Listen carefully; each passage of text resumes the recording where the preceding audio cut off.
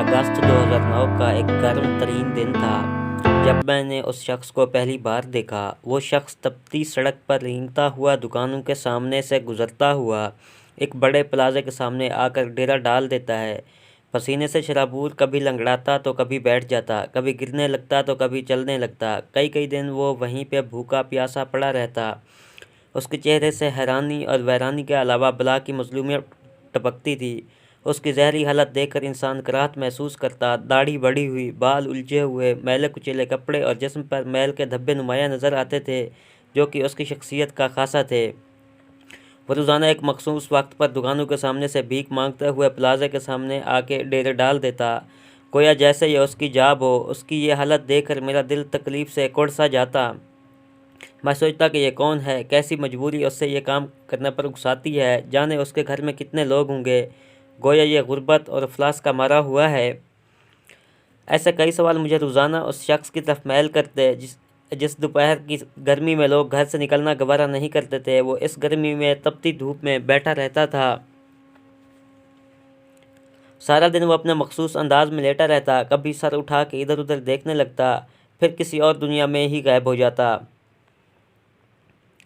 इसकी कई हरकत मेरी समझ से बालातर थीं। हाँ, अलबत्ता उसकी आंखों में एक अलग चमक थी। वो सुबह नमूदार होता और शाम को अपने आशियाने को चल देता, जहाँ वो रोज़ाना आकर बैठता था। इस सड़क की दूसरी जानब एक प्लाज़ा मौजूद था। प्लाज़े के अतराफ़ चंद घर भी मौजूद थे। वो दिन भर प्लाज़े को टिकटिकी बांध कर देखता रहता। कई माह गुजर जाने के बाद भी उसने छुट्टी नहीं की। वो हर रोज़ मुझे सड़क पर ही मिलता, यहाँ तक कि रमज़ान अल मुबारक गुजर जाने के बाद ईद के अय्याम में भी वो वहीं पर मुझे नज़र आया। बारिश के दिनों में उसे सड़क किनारे देखकर मेरा दिल पसीज सा जाता। दिल में ख्याल आता कि ये कौन है। बार बार इसको देखने को दिल करता, पर इसका बार बार चेहरा देखने से इसका चेहरा मेरे दिल पर नक्श हो गया। अक्सर औक़ात तन्हाई में इस शख्स को याद कर लेता, उसकी असलियत जानने के लिए सोचने लगता, मगर मसरूफ़ियात की वजह से यह ना कर सका। बारिशें गुजर गईं, सर्दी के मौसम ने अंगड़ाई ली, लेकिन अब भी वो पागल अपनी ड्यूटी देने सड़क के किनारे बैठा रहता था।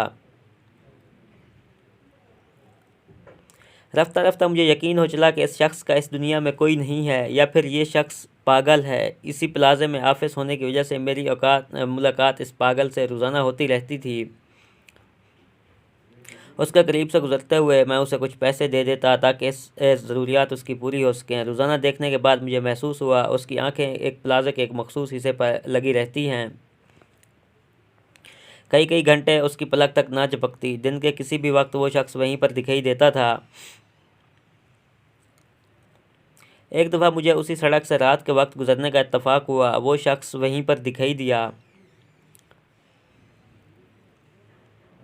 क्योंकि ये जनवरी की 15 तारीख थी, सर्दी के झोंके इंसान को जमा रहे थे। मैं कार में बैठा हीटर में भी ठंड महसूस कर रहा था। इस पर नज़र पड़ते ही मैं चौंक गया, क्योंकि इसके जिस्म पर मामूली चादर के सिवा कुछ न था। करीब गया तो देखा वो शख्स इसी प्लाज़े पे टिकटिकी बांधे देख रहा है। एक लम्हे को रुका, कई सवालात ने जन्म लिया, फिर आगे को चल दिया। चंद दिन गुजरे तो मेरा तजस्सुस बढ़ने लगा कि आखिर ये शख्स किस मिट्टी से बना हुआ है। उसे न सर्दी महसूस होती है, न गर्मी, तूफ़ान और बारिशों से। ये बेनियाज शख्स आखिर क्यों इस तरह की ज़िंदगी गुजारता है? इस सवाल ने कई बार मुझे परेशान किया। ग़ालिबन ये फरवरी की एक सुबह थी, एतवार का दिन था, ऑफिस से छुट्टी थी। मैं सुबह उठा, नाश्ता करके अखबार उठाया। शाह सुर्खियों में एक ख़बर ने मुझे परेशान कर दिया। इसी प्लाज़े की एक तस्वीर के साथ लिखा था कि रात गए खुफिया एजेंसी की इत्तला पर गैर मुल्की दहशतगर्दों को गिरफ़्तार कर लिया गया है, जिनकी तहवील से भारी मिकदार में असलहा और गोला बारूद भी बरामद कर लिया गया और मुल्क को बड़ी तबाही से बचा लिया। जैसे ये खबर मेरे शऊर के दरीचों से टकराई, मेरा ख्याल उसी पागल की तरफ गया। दिल कहने लगा, हो न हो इस शख्स का इस वाक़े से गहरा ताल्लुक़ है। चंद लम्हे सोचने के बाद मैं उठा, कार निकाली और बर्क रफ्तारी से इस प्लाज़े की तरफ बढ़ने लगा। जब वहां पहुंचा तो क्या देखा कि सड़क के किनारे एक बोरी और थैला पड़ा था, जबकि वो शख्स मौजूद ही नहीं था। वो दिन और आज के दिन मैं उसे हर जगह ढूंढता हूँ और सोचता हूँ कि वो किस माँ का लाल था, किस बहन का भाई था, किस औरत का शौहर था वो कौन था, क्या था, लेकिन ये बात मुझे आज तक पता नहीं चल सकी। एक बात तो मुझे ज़रूर कन्फर्म हुई कि वो हो ना हो हमारी खुफिया एजेंसी का ही कोई बंदा था जिसने हमें और हमारे इस पाक मुल्क को इस दलदल से बचा लिया और एक बड़ी तबाही से बचा लिया।